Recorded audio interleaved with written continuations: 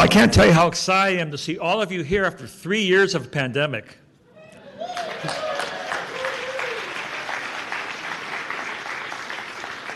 My name is Steve Onishi. I'm the president of the Rotary Club of Cupertino.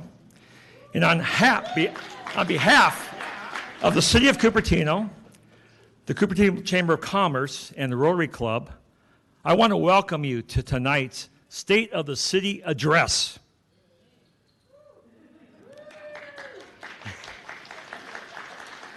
If you can please stand and join me in the Pledge of Allegiance. I pledge allegiance to the flag of the United States of America and to the republic for which it stands, one nation, under God, indivisible, with liberty and justice for all.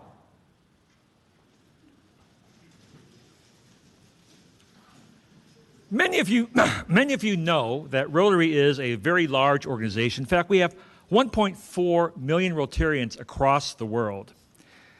Now, if you were to ask me if I could describe Rotary in one sentence or less, I think I would say that Rotary is a large, make it a very large, extended family who's focused on helping people. The projects that we do in Rotary fall within one of 7 areas. And the thing that we've found is that we have to collaborate with other Rotary clubs, collaborate with nonprofits, collaborate with government to get these projects done. As an example, if you look at disease prevention and treatment, did you know that Rotary has spent the last 35 years focused on working with partners to eradicate polio in the world? Rotary members have donated over $2.1 billion in countless hours to this initiative. And what's been the impact? Well, it's been huge. Close to 3 billion children have been vaccinated against this paralyzing disease in 122 countries. We have reduced the incidence of polio cases by 99.9%. Now, while that's great, there still is additional work that needs to be done. The Cupertino Rotary Club is a very large club with over 200 members, and because of our size, we're able to do a wide variety of different projects. In fact, annually, we put $180,000 back into the local community. And the one thing with all this work, as we look at trying to figure out how we can increase the impact of what we do, it becomes very clear that we need to collaborate. So let me give you an example. We recently completed an electrification project of a nonprofit center. We partnered with 4 Rotary clubs, with Hammond Climate Solutions, and installed 60 solar panels at this nonprofit. That project was valued at $85,000. There is no way that Cupertino Rotary could have done this on its own. Like other organizations, things just don't happen, right? You need leadership. You need leaders to provide strategy and direction. And I'd like to recognize the leaders within Rotary. I want to ask, if you are a member of the District 51-7 leadership team, can you please stand up?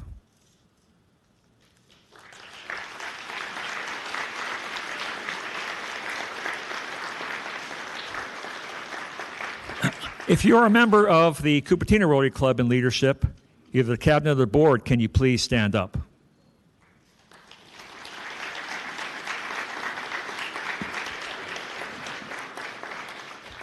I want to thank you for the time, passion, and commitment that you've put into making our world a better place. Now, I would be remiss to miss this opportunity to make a pitch. Have you ever thought about contributing to your local community? Or perhaps doing something internationally for global impact? Or simply looking to expand your friends, your network of friends, working to develop long-term friendships? Well, if you have, hey, check us out. Please feel free to see me or one of the many, many Rotarians here at Quinlan. It is now my honor to introduce Rick Kitson, who is the Executive Director at the Cupertino Chamber of Commerce.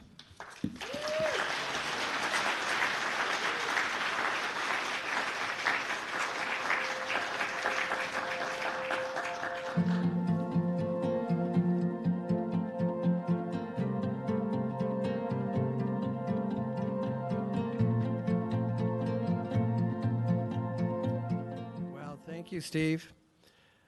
Good evening.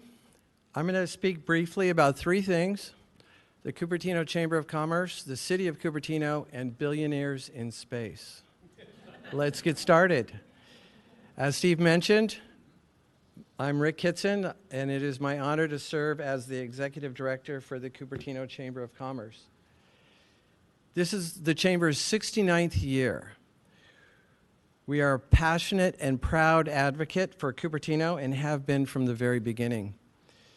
68 years ago, the Chamber of Commerce led a collaborative effort to incorporate the city of Cupertino. Otherwise, we would be in a very nice neighborhood in western San Jose or southern Sunnyvale. So sure, we're pretty proud of that, but in fact, that was just the beginning. A lot can and has happened around our community and around the world. Yet the Cupertino Chamber of Commerce, its members and partners have survived and thrived 70 years of a profoundly changing environmental, social, and economic landscape. This is no coincidence. The world continues to change, often exactly because of the companies, organizations, and people in Cupertino. So it's kind of our fault. We're a community of immigrants. We're a community of innovators and visionaries. And for precisely these reasons, the Chamber and the City of Cupertino continue to succeed. We are fortunate to have excellent businesses, both large and small, nonprofits, for-profits, restaurateurs, entrepreneurs, many others volunteering their time to continue the work of promoting a resilient, sustainable, and healthy Cupertino. Can the Chamber board members please stand?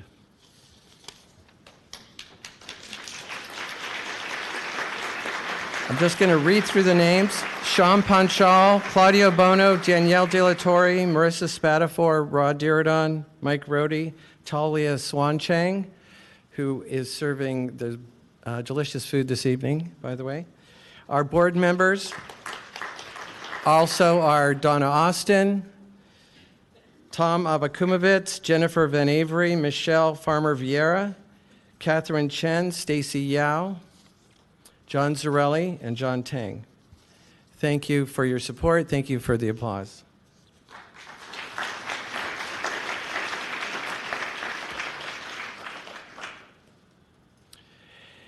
It's a little immodest to have my own picture up there, but I have to say we have an awesome staff. Please, if you see them, share your appreciation.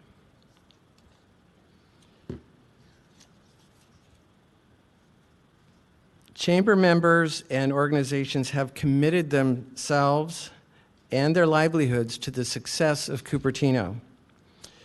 But there is more to business than products and services. It is about people and relationships, and this has always been true in Cupertino. Please show the video.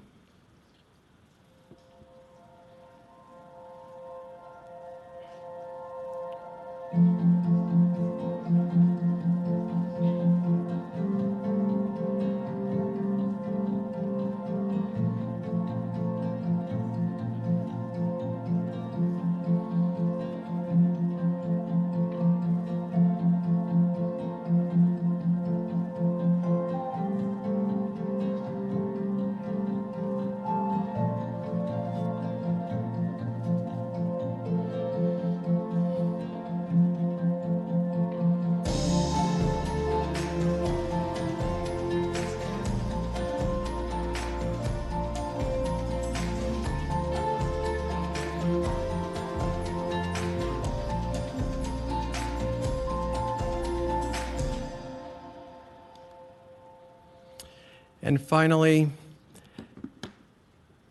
billionaires in space. We have a simple, down-to-earth solution that has a direct and positive impact on city services and our community. Shop local. Shop local before you click. Please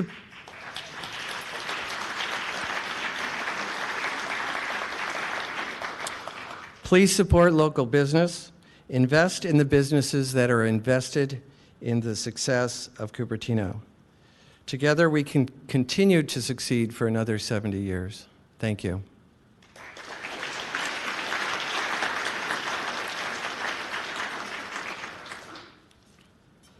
Now, it's my pleasure to introduce our next speaker. She is a Lynbrook High School graduate. She grew up in the Cupertino area and holds a bachelor's degree from UC Berkeley. She lives in a city that Cupertino was almost part of. She is married with 2 grown children, both graduates from Fremont High School. Go Firebirds. Please join me in welcoming Cupertino City Manager Pamela Wu.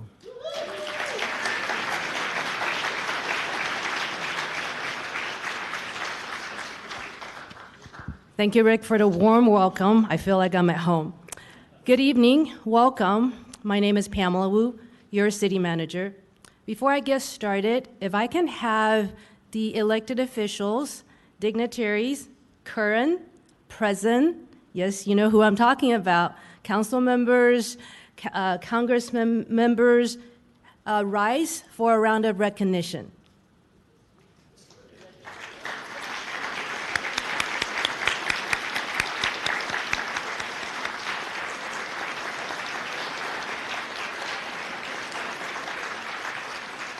Thank you. Thank you for spending a beautiful evening with us. You won't regret it. Before I introduce the main speaker for tonight, I was going to say take a guess, but it kind of gave it away. This is a lady who has a different side that we were not part of, but I have the pleasure of introducing Honorable Mayor Han Wei to the stage tonight.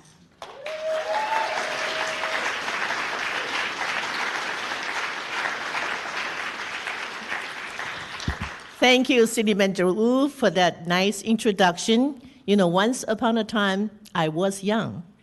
I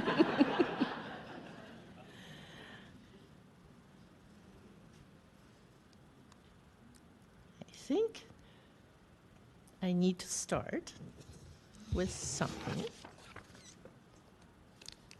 Good evening. Welcome to all of you to come to the 2023 State of the City Address. I'm Han Wei, honored to be your mayor in delivering the State of the City Address.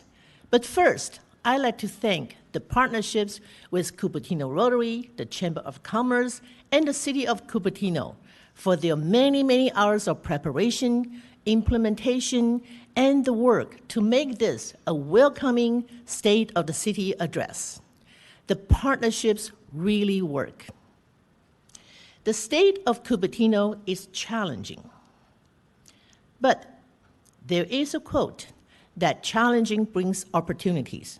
Now let's first take a look at what Cupertino is.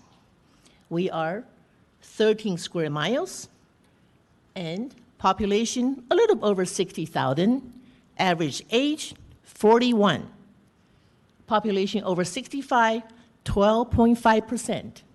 Population average household income, whoa, close to $200,000. And what's the ethnicity and race in Cupertino? About 69% Asian, almost 27% Caucasian, non-Hispanic, and approximately 7% other ethnicities and races. Now, can you guess what are the 10 highest tax producers in Cupertino? The list is only in alphabetical order, But Apple happens to start with the alphabet A, so it is listed on top. The state of Cupertino is challenging. Here is a quote. When we look at challenges, when we sail on treacherous waters, what are we? Are we the pessimist that complains about the wind? Are we the optimist that expects the wind to change? Or are we the leader that adjusts the sails? Before we dive into the challenges of Cupertino, let's keep that in mind. Who do we want to be? The pessimist, the optimist, or the leader? There are many challenges facing us. A lot of them are local, but many of them are international and nationally. Every resident, every business, every government agency, we all felt the unexpected, daunting challenges since March 2020. While we're trying to get back to the normal, there are so many uncertainties still lingering. Do we have our mask on, or do we have a mask off? Do we dine inside, or do we dine outside? Do we take meetings in person or virtually? Do we hugs or do elbow touching? All these uncertainties make us feel unsafe, our anxiety, our fear, expedited in the city, among the nation, and in the globally. The pandemic has brought on social isolation and unrest. Misinformation and social media has accelerated mistrust. The pandemic also has brought the constant fear and anxiety among everyone. The economic outlook is bleak. Interest rates are going up. Food prices are rising. The global estimate of income is falling. People are asking, are we going into a recession? All this anxiety and fear doubled up in our residents, so we are isolated, we are in fear, and this is not just in our city, it's nationally, and it's also globally. The city is facing several challenges, but before we dive into the challenges, let's focus on, when we focus on problems, we're only going to find problems. When we focus on opportunities, we will find opportunities. So before we dive into the challenges in Cupertino, let's think, keep that in mind. Do we want to face challenges and open us opportunities, or do we think they are a problem that can never be overcome? One of the Cupertino challenges is, yes, the housing element.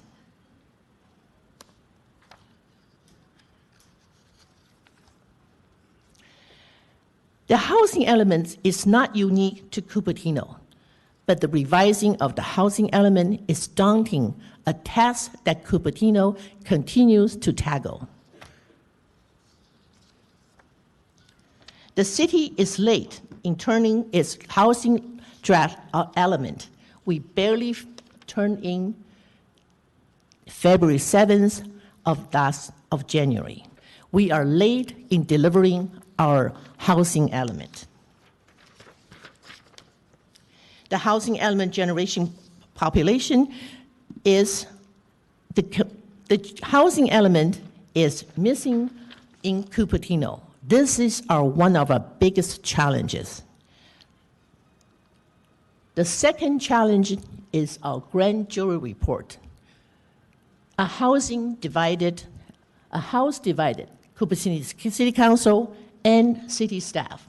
In December 19, 2022, the Santa Clara Grand Jury issued a grand jury report, and the city received in January of this year.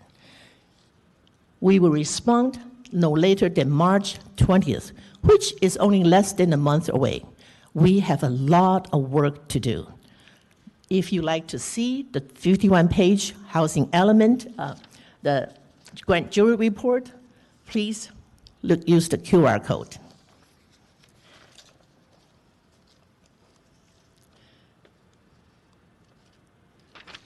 Another challenge the city facing is our aging facilities and our parks. Most of our facilities and parks are built in the 60s and the 70s. Many of them needing repair and maintenance. Here is a list of our aging facilities and parks. Do we have them running? I think we have some technical issues right here.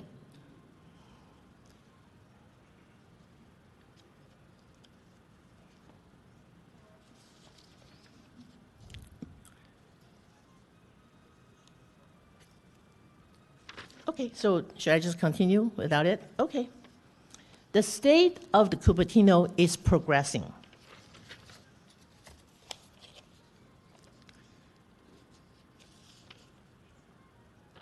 Our city is progressing over a lot of developments in our area. So what is the most important area that everybody is asking? Before we go into the city's progressing, the key to success is focus on goals, not on obstacles. So let's think before we dive into the progressing projects in Cupertino.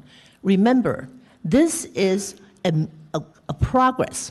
When we make progresses, we have to remember to be flexible. Our goal is to be success, to overcome the obstacles. The housing element again. I'm going to pause here and then use my own telegraph.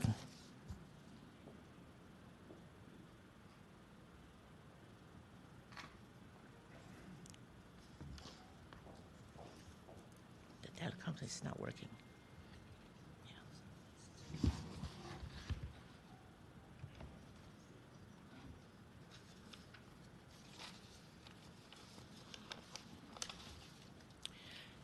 The housing element.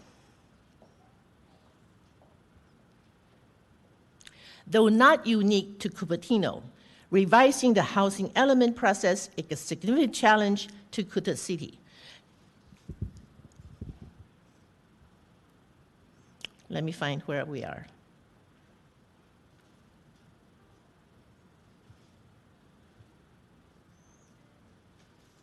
The City Council and city staff are committed to expeditiously moving an ambitious housing element forward. The overall timeline for the housing element progress aims to complete by December of this year and includes an environmental impact report, EIR, and general plan amendments to facilitate the additional homes.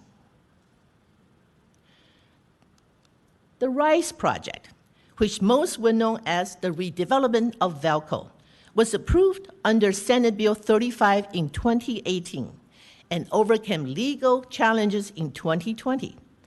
This mixed-use project includes office, retail, housing, and a 50-plus acre land. Fully half of the homes to this project will be deed-restricted affordable housing. More details on the RISE can be found on the Cupertino City website at www.cupertino.org. So people often ask me, what's happening in Valco in the RISE? So here is the current status of the RISE. The project recently received approval from the County Department of Environmental Health and proceed under a comprehensive site management plan, a move which confirms that all on-site activities will be conducted safely and monitored in the best interest of workers and neighbors. The RISE team is coordinating with your contractors, the county, and the city to bring the removal of contaminated soils on the site. The RISE team will work with county agencies to ensure that Rigorous environmental reviews are achieved before the new homes, retail centers, and offices are constructed on the former Valco site. Now, we also have a few other smaller projects moving forward in the city. One is Westport, formerly known as the Oaks. This is a mixed-use housing development with 259 homes, 20,000 square feet of commercial space, and 35 memory care rooms. The project includes 123 homes within an assisted living building, 48 senior affordable housing in the building that you can see rising up, 88 townhomes and row homes. Another project is Canyon Crossing at Foothill Boulevard and McClellan Road. This is a housing development with 18 homes and approximately 4,500 square feet of ground floor commercial space. It includes 5 single-family homes, 8 townhomes, and 5 apartments. And finally, there's a project at the old Beta Brothers site at Foothill and Stevens Creek Boulevard. Everybody remember that little liquor store on the corner of Stevens Creek Boulevard and Foothill Expressway? This is going to be a 9-home development consisting of 8 single-family attached townhomes and 1 separate single-family home. Now, housing is not the only project that we are working on. What about our parks? A wonderful all-inclusive playground is coming to Jollyman Park. Cupertino received $1 million from state funding championed by Assemblymember Evan Lowe. Thank you, Evan, wherever you are.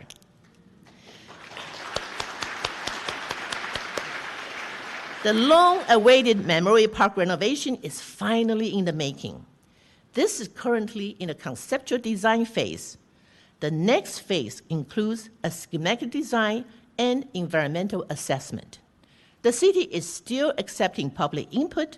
Visit engagecupertino.org to get your input in there. Now, finally, another development that we need to see make progress is the Cupertino City Hall project. So far, there are 5 studies on the City Hall seismic issues, including a structure analysis. It is time that we resolve this fundamental safety issue. Last November, the City Council directed staff to start design work to renovate the existing City Hall for $27 million. Since then, the City Council has received multiple comments to revisit the current proposal. Shall we look at other options? Should we go back and take another look at the feasibility of a new City Hall rather than the renovation of the existing 1965 building? This is a question that we all need to reconsider. Now let's look at what our neighboring city and our partner public agencies have done to move their infrastructure forward. The city of Sunnyvale, anybody from Sunnyvale here? Except City Manager Wu? All right. Sunnyvale council member right there.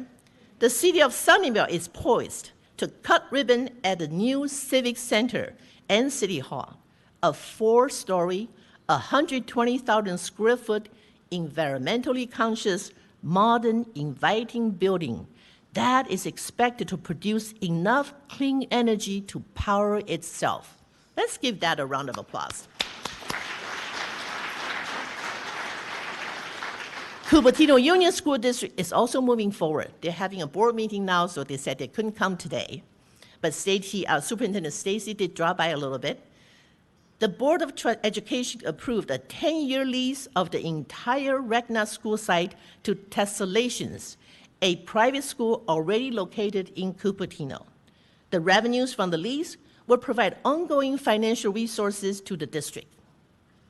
The board has also made a decision to use the Meyerhold site to relocate the district office to save on current lease expenditures.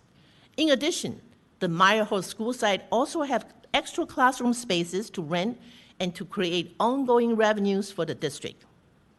Now, this is dear to my heart. How did Fremont Union High School District remodeled all 5 high schools, its adult school, and the district office. Over the last 2 decades, the community has been incredibly generous in approving several school improvement bonds totaling $1,187 million. Measure G, Measure CC, Measure K, Measure B, Measure H, all the way from 1998 to 2022. I was proud to be on the board of Fremont Union High School District when Measure B, Measure K, and Measure CC passed. I remember working so hard with the community to support our teenagers. Let's give Fremont Union High School District a round of applause. Now, finally, whoever is from Foothill De Anza College District should be very proud. On March 3rd, 2020, voters in Foothill De Anza Community College District approved a $898 million bond measure, Measure G, to upgrade and repair aging classrooms and facilities, preparing students and veterans for university transfer and careers in fields such as healthcare, nursing, technology, engineering, and sciences. But most astonishingly, the Measure G includes an historic commitment of $200 million to affordable housing for students, faculty, and staff. Measure G is the largest school district bond in the history of Santa Clara County. Let's give our Foothill De Anza colleges a big round of applause. Now the big question for Cupertino is, can we rise to the challenge to fund our infrastructure needs? Now we talk about the state of Cupertino is challenging, and we know it's progressing, but the state of Cupertino is also promising. We have dedicated leadership and staff.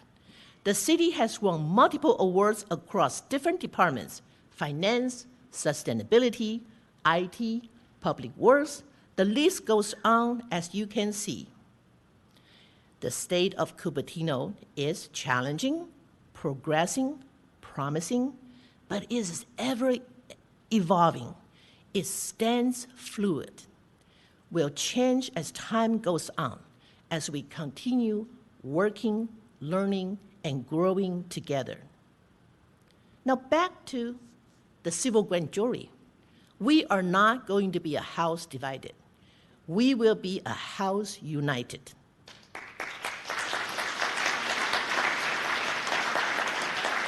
Our city council is committed to learning together.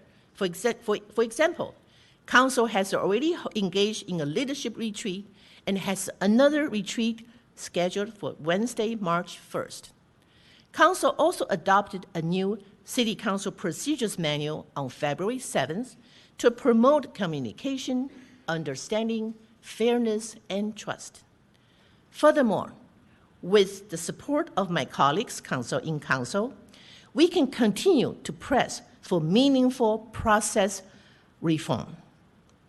Now, most importantly, we are very proud to say we have dedicated staff. Let's enjoy a video showing an overview of city departments.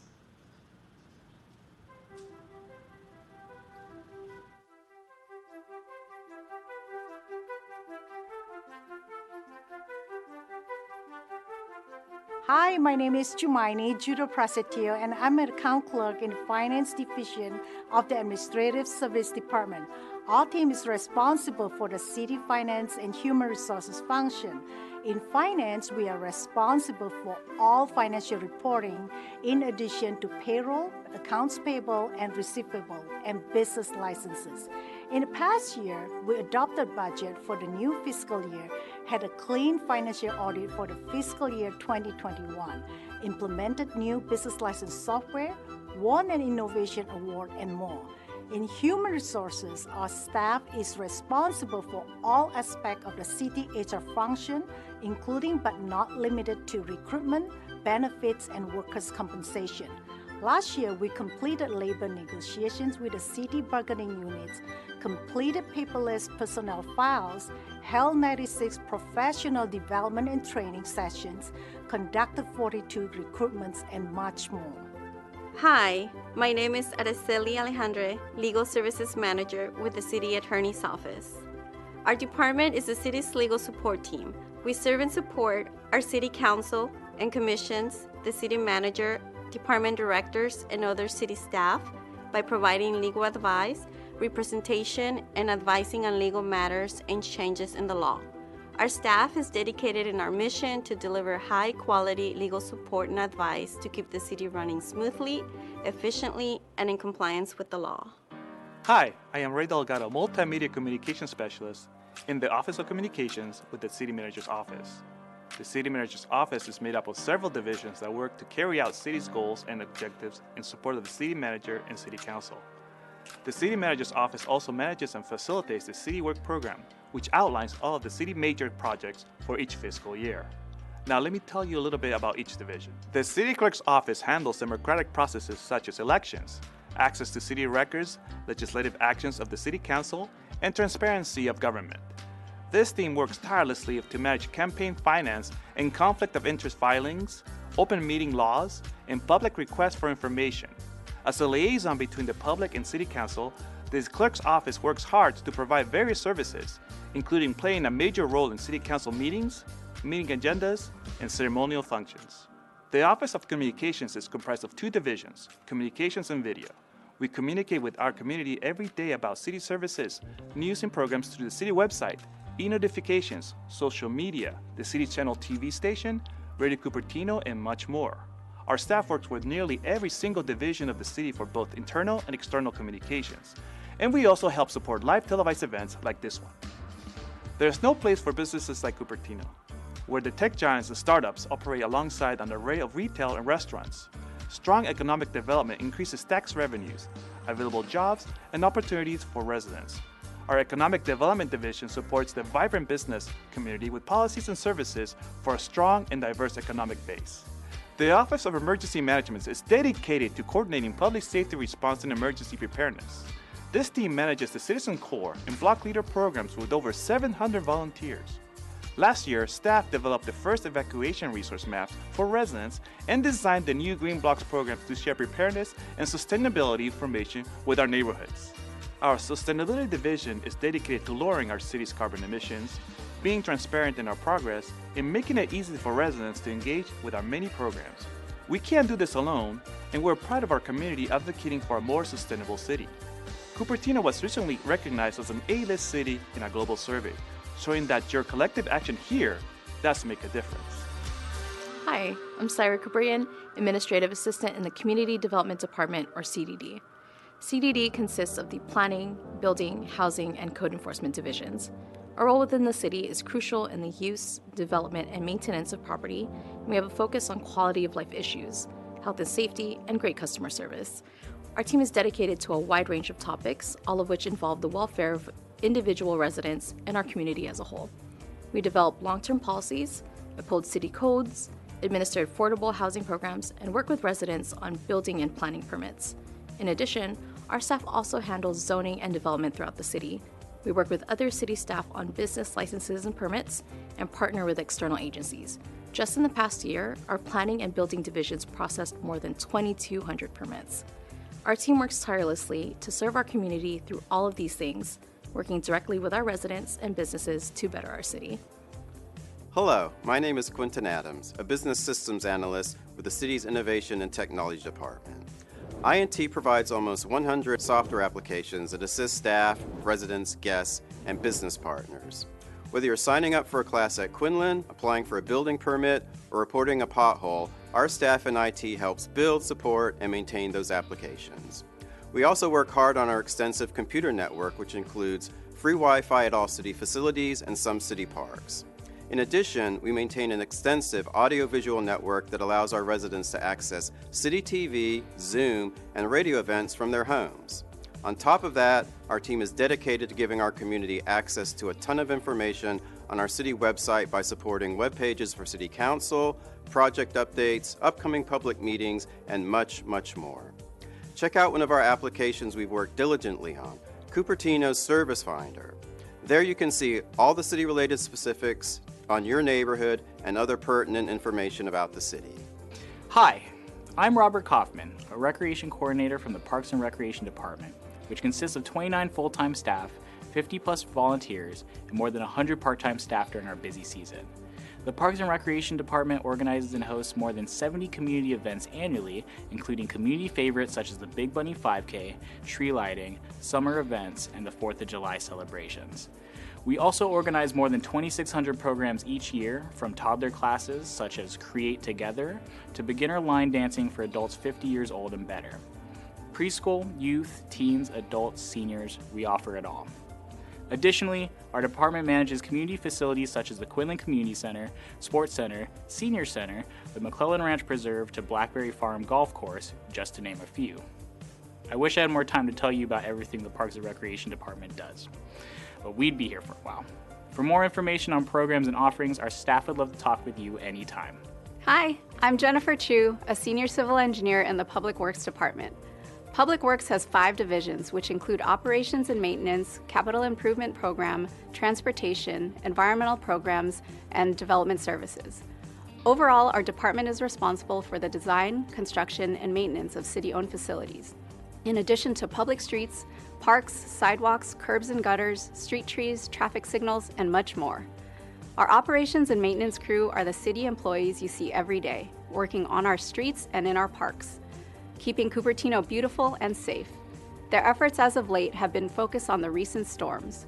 We're proud that Cupertino came through in great shape, with minimal impacts from the storms, largely because of our staff's advanced preparation in proactively cleaning storm drains and routinely maintaining trees. Whether we are in the field or at City Hall, our department focuses on public engagement and service to our residents and businesses. Public Works is the city's Get It Done department, and we are here for you. Whoa, doesn't that just make you dizzy when you see how much our staff does? We now see how diligent and talented our staff are. Their work is key to our quality of life. I ask that we give another round of applause and upstanding and give another round of applause to our city staff.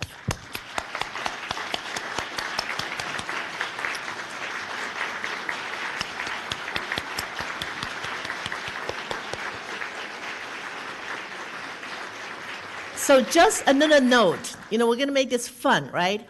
I was so afraid that video wasn't going to play because I was supposed to look pretty and have 2 teleprompters in front of me so I can speak freely. But when the teleprompters did not come up, I have to improvise. I first had paperwork, and then I told Pamela I need my computer. So everything is flexible, fluid. Let's adapt and be the best for Cupertino.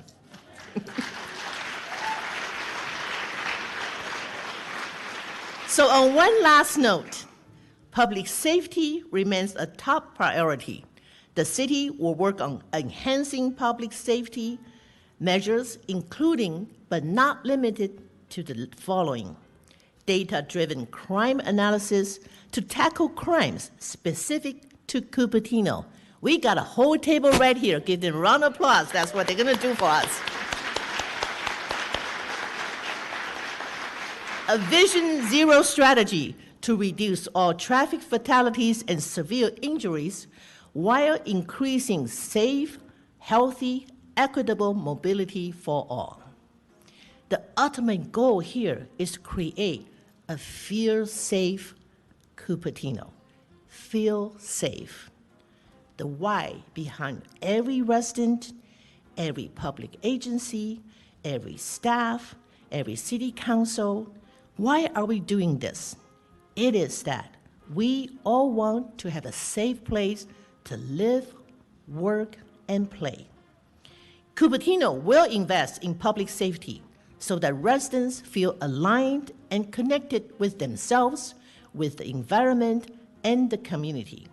This means feeling safe at home, feeling safe in town, feeling connected to our community, have a sense of belonging. In closing, I hope to convey these takeaways from this State of the City address. The City Council and City staff are committed to being leaders who adjust themselves to create opportunities, focus on possibilities, and move Cupertino forward with common goals in mind. The city will support new housing and invest in the construction of environmentally conscious infrastructure, hiking and walking trails, improved parks, and recreation facilities. The city is committed to creating a feel-safe Cupertino with public safety as top priority. So, the state of Cupertino is challenging, progressing, promising, full of opportunities, and evolving. Together, with the support of experienced and dedicated staff, a passionate, engaged public, the City Council will prioritize policies to support economic recovery, find solutions to challenges, and take the courage to govern with the city's future at heart. This concludes the State of the City address. Thank you for coming, and I invite all to walk the way with me. I may be done with speaking, but I'd like to introduce two very important public officials serving the city of Cupertino. We have with us tonight our new Santa Clara County Sheriff, Bob Johnson, and the new commander. Well, let's give Bob Johnson a stand up. And our new commander of the West Valley Patrol Division, Captain Neil Valenzuela. I will now turn over to Captain Valenzuela now. Thank you very much. Thank you, Mayor, Vice Mayor, Council members. Thank you very much. I want to thank the Rotary Club and the Chamber of Commerce for a really fine event. Thank you very much. Round of applause for them, please.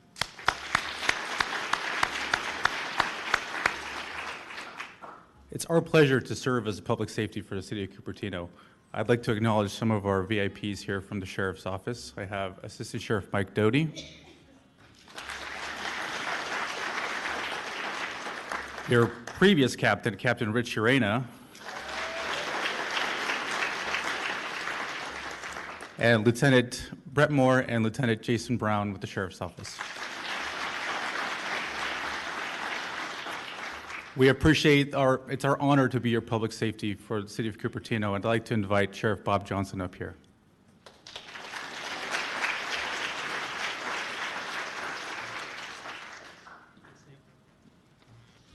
So, first of all, I have to just tell you a quick little story about Captain Valenzuela. Is when I came into the organization, I had some changes to make, right? And so one of the first things I did is I appointed a new undersheriff who was working as the sheriff at the time, Ken Bender. And then with that appointment, other appointments had to be made. And I remember calling and saying, hey, call Neil Valenzuela into the office tomorrow morning. Well, Assistant Sheriff Mike Doty called him and said, hey, the sheriff wants to see you in the morning. And Neil had no idea why. He thought, what did I do? What's wrong? And I also told him to bring his Lieutenant Jason Brown. And so they spoke that night wondering, uh-oh, we're in trouble. What happened? Well, I really had the privilege of realizing the value they had to this community and the work that they have provided to this community under the leadership of Captain Urena. And this is one of the things I learned in the campaign from this community is how much you appreciated public safety and the services that our Sheriff's Office provides. So they were the first two appointments I made to the level of captain and lieutenant, and they're both well-earned promotions, so I'm really honored to have them here. And I had to finish by telling them when they left, don't worry when the sheriff calls you, it's not always a bad thing. So anyway, you know, it really is. I'd like to thank the mayor, Vice Mayor, members of the council, and really all of you, the community members of Cupertino, for allowing us to be your public safety law enforcement provider. You know, law enforcement, without question, has gone through its share of challenges, as we all have over the last few years in providing services to our communities. And it's really important that a community has a law enforcement agency that's open to collaboration, willing to listen, and really align their service with the community values. And I am honored and privileged to have such a partnership with the City of Cupertino. We are aligned in how we want to use technology to make our communities safer. We're aligned in how we want to keep our streets safer through traffic safety. And we're aligned in how we strategically partner with our mental health experts in responding to individuals having a mental health crisis in our communities. And that's really important because we have an opportunity.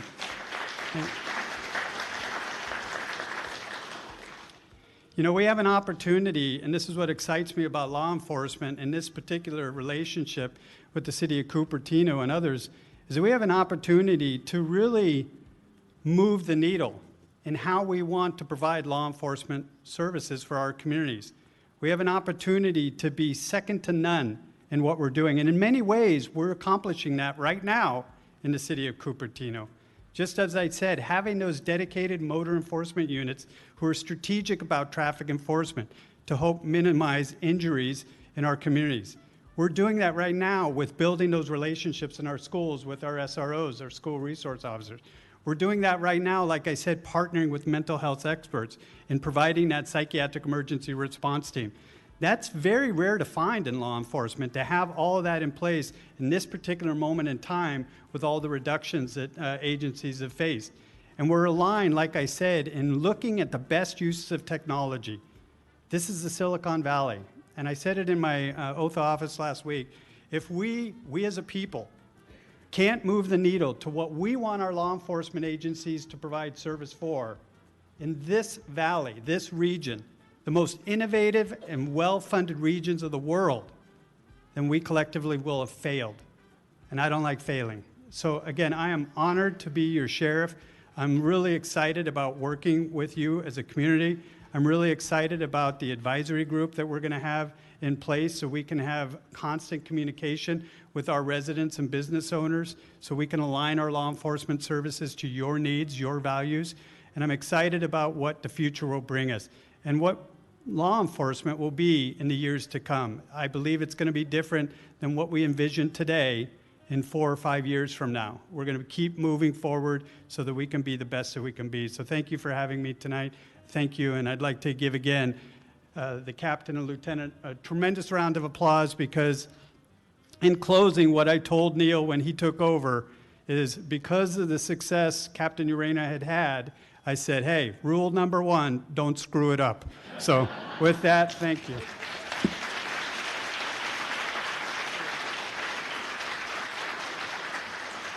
Thank you, Sheriff. Appreciate it. It's my pleasure to bring up here our partners in public safety, Deputy Chief Hector Estrada from the Santa Clara County Fire.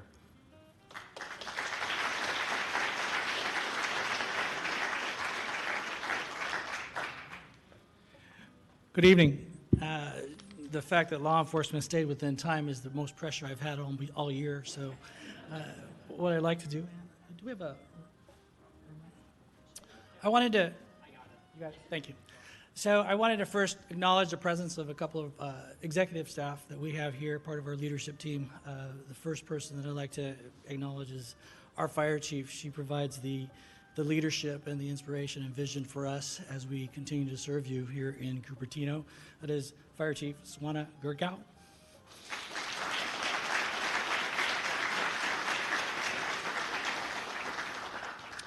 And next, I'd like to introduce Deputy Chief Mark Shoemate. He is the one that is responsible for training all of our new firefighters and keeping up the standards for our existing firefighters. So, Deputy Chief Shoemate.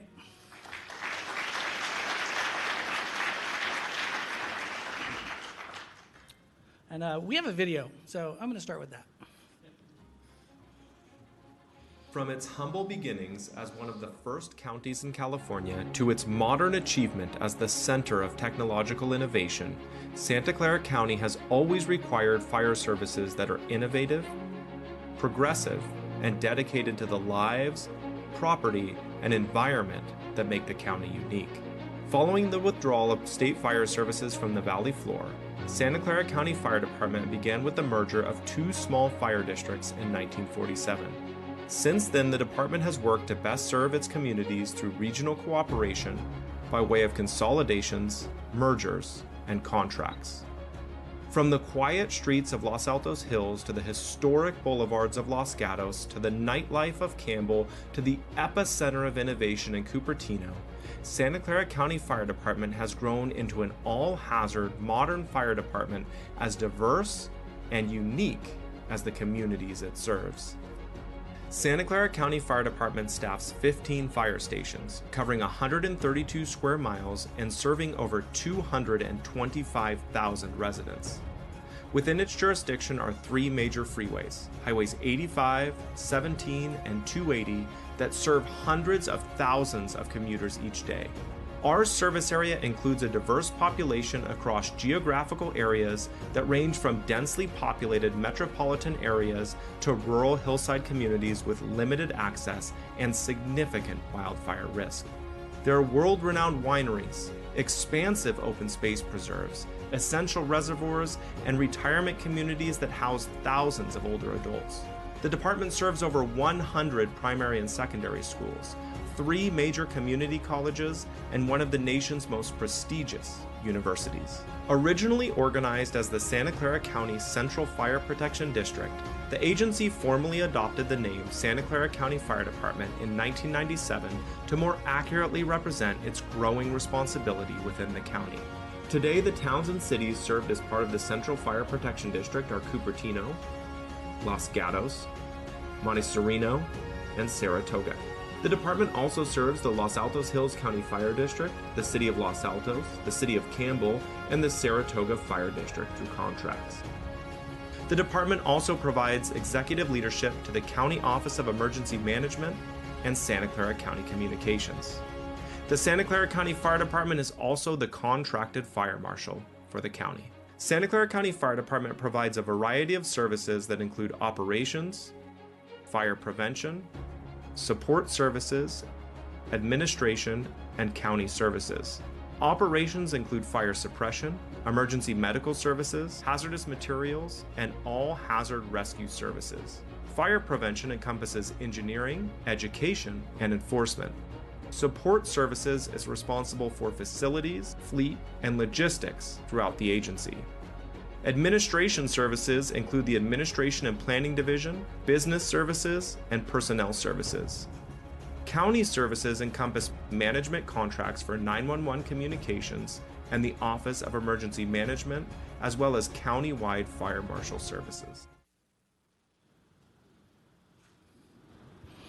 So this is a 9-minute video. You've seen 3.5 minutes. So I'm going to recommend you go to our YouTube channel to see the rest, because there's a lot more about county fire that people just don't know.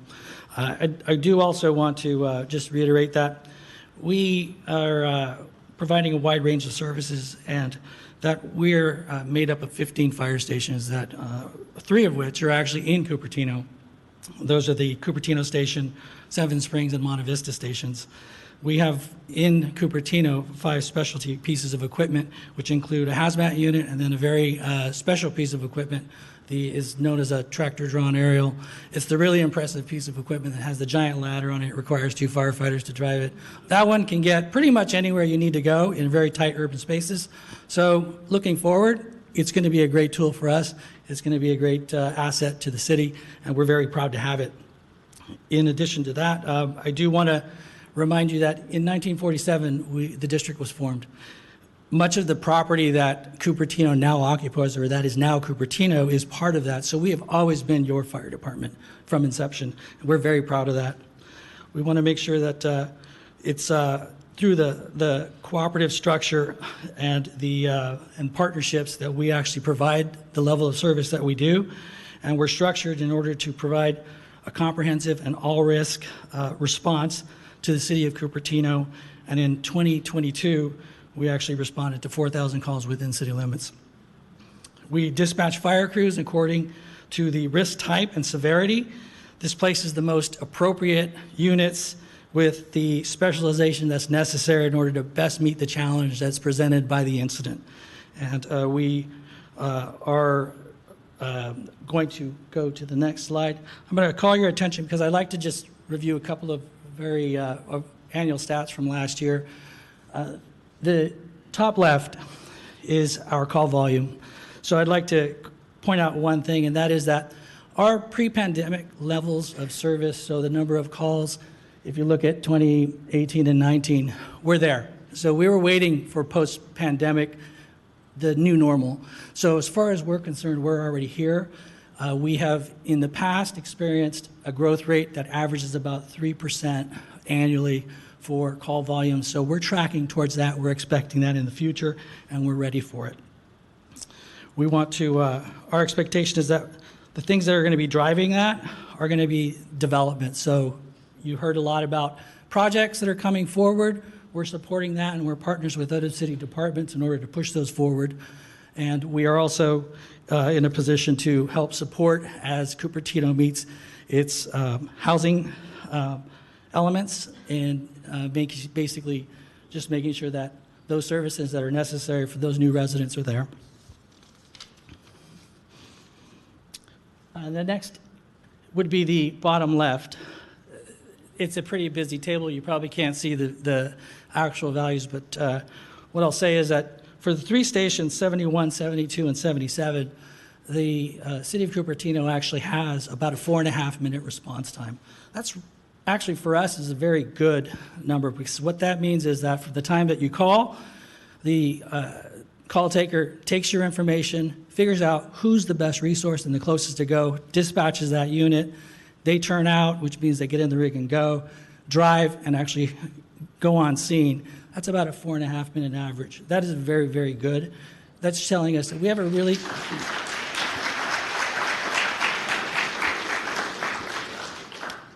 And that's telling us that where we're located, what we have is working.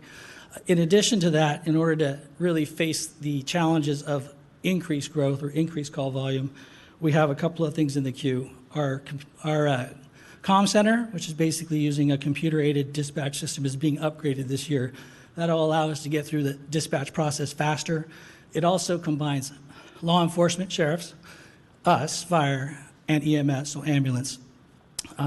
This we're really looking forward to implementing, and it'll help us maintain our response times now and into the future. Another thing that we have coming up in the future would be the a system, and it's called an AVL. Basically what it means is whoever's closest to an incident will be the one that gets called, and that'll help us also meet that challenge. I think that I'm at about time, so I'm going to go ahead and cut it short, except for saying we are also moving our headquarters offices, and that's anticipated for the fall, late fall. So we'll let you know. We'll communicate with our partners here within the city and in law enforcement, making sure that you're aware of where we are. This will allow us to consolidate all of our departments. That way we can provide the best service for you at one stop. And I will end there and call the mayor back.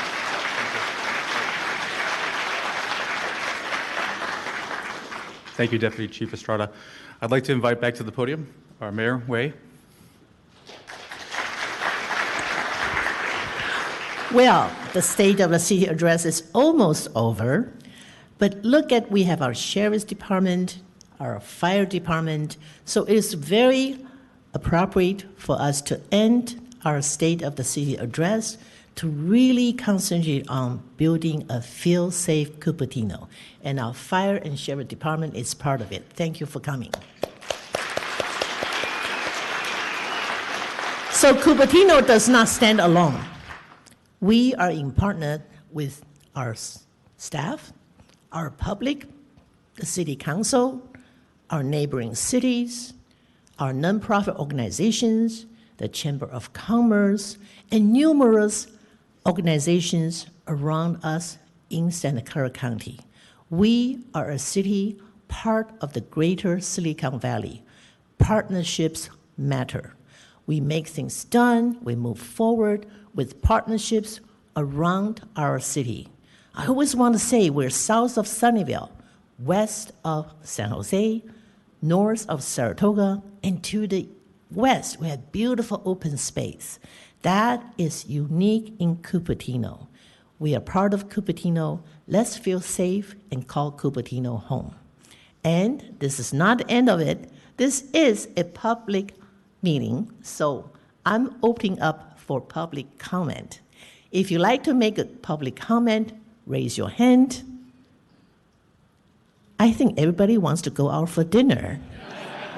All right, I'll give you 2 minutes, 1 minute. If no public comments, I'm going to close the public comment in 1 minute. Let's count. 60, 59. Okay, it's done. Public comment is closed. The State of the City address is over. Thank you for coming.